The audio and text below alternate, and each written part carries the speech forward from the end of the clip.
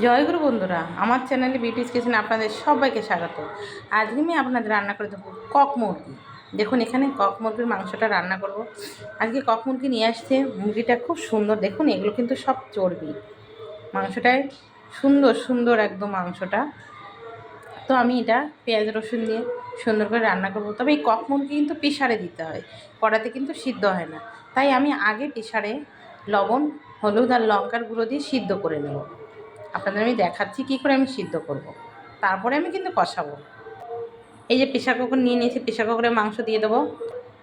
এভাবে সব প্রেসার কুকারে মাংস দিয়ে আমি মাংসের ভিতরে একটু জল দিয়ে দেবো। মাংস দিয়ে দিয়েছি প্রেসারে, দেখুন। এবার আমি দিয়ে দেবো জল। জলটা যে যতটা ঝোল খাওয়াবে ততটাই জল দেব। এই জলটাই কিন্তু ঝোলে আবার দিয়ে দেবো। এই জাস্ট এই যে ঝোল দিয়েছি, আর দেওয়া যাবে না। এই যে প্রেসার কুকারে দিয়েছি, আমি দিয়ে দেবো লবণ। আমরা কিন্তু লবণ দিয়ে দেবো, পরে লাগলে আরও দেওয়া যাবে। দিয়ে দেবো হলুদ, পরিমাণ মতন হলুদটা দিয়ে দেবো।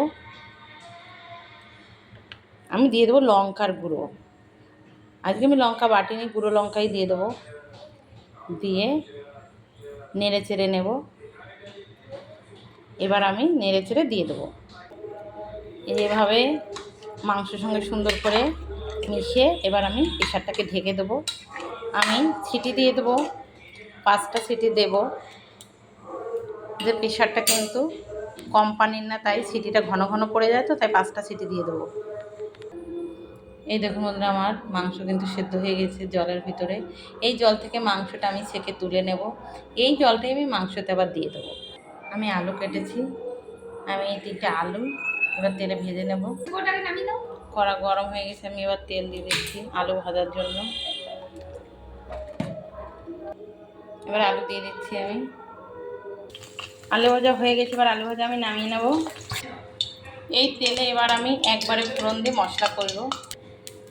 একটা শুকনো লঙ্কা, একটা তেজপাতা দিয়ে দিচ্ছি ফোড়নে। দেব গোটা জিরে ফোড়ন। একটু এগুলো নেড়ে চেড়ে একটু জিরে তেজপাতা লঙ্কা একটু লাল লাল হবে, তারপরে আমি মশলাগুলো দিয়ে দেবো। পেঁয়াজ কুচি,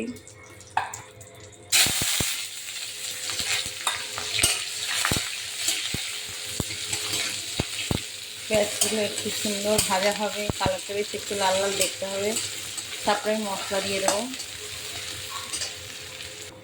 পেঁয়াজ ভাজা হচ্ছে, দেখুন। এই মাংসের যে উপকরণগুলো দেবো, এখানে যে পেঁয়াজ কুচি দিয়ে দিয়েছি, দেবো টমেটো, আদা বাটা, রসুন বাটা, জিরে বাটা, আর লঙ্কার গুঁড়ো তো দিয়েছি, আর একটু লঙ্কার গুঁড়ো দিয়ে দেবো।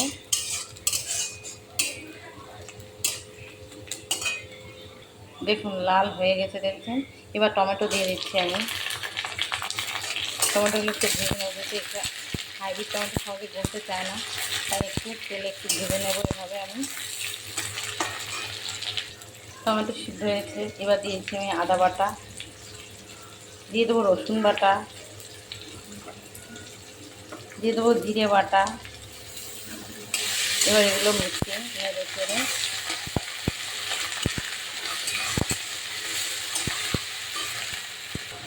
আমি দেবো হলুদ। বেশি হলুদ দেবো না, যেহেতু মাংসতে হলুদ দিয়ে দিয়েছিলাম, তাই মশলা কষানোতে যতটুকু হলুদ লাগবে ততটাই হলুদ দেবো। সামান্য পরিমাণে একটু লবণ দিয়ে দেবো।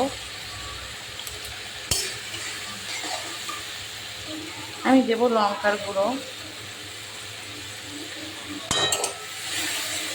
এবার মশলাটাকে সুন্দর করে কষিয়ে নেব। মশলা তেল ছেড়ে দিলেই আমি মাংস দিয়ে দেবো। দেখুন টমেটো সিদ্ধ হয়ে গেছে, দেখুন একটু তেলে ভাজলে টমেটো সিদ্ধ হয়ে যায়।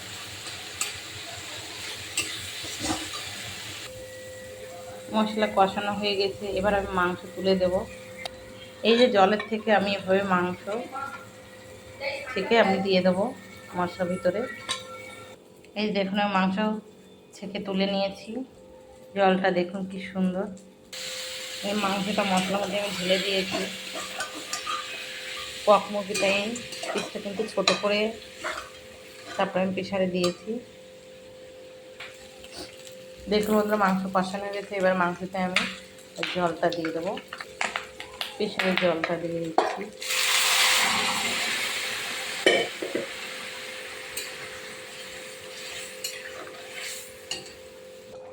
দেখুন মাংস প্রায় হয়ে এসছে। আমি এবার দিয়ে দেবো একটু ভাজা জিরের গুঁড়ো, 1 চামচ ভাজা জিরের গুঁড়ো দিয়ে দিচ্ছি। এবার নেড়ে চেড়ে নামানোর আগে গরম মশলা দিয়ে নামিয়ে নেব। দিয়ে দেবো গরম মশলা গুঁড়ো, আমি ঘরেতেই গুঁড়ো করে রেখেছি। গরম মশলা গুঁড়ো দিয়ে এবার আমি নামিয়ে নেব। গরম মশলা গুঁড়ো দেওয়ার পরে বেশি সময় রাখতে নেই, জাল দিতে নেই। এবার নামিয়ে নেব। হয়ে গেছে আমার মাংস। দেখুন আমার কক মুরগি রান্না হয়ে গেছে। এভাবেও কিন্তু আপনার প্রেশারে আগে সেদ্ধ করে সেই জলই দিয়েই মাংসটা রান্না করবেন। খেতে কিন্তু ভীষণ টেস্টি হয়। কষানোর পরে সেদ্ধ করি, কিন্তু আজকে আমি এভাবেই করলাম। তো আমার এই রেসিপিটা যদি ভালো লেগে থাকে তাহলে please please please like share comment করতে কিন্তু ভুল করবেন না। আর সাবস্ক্রাইবটা করে দেবেন। জয় গুরু।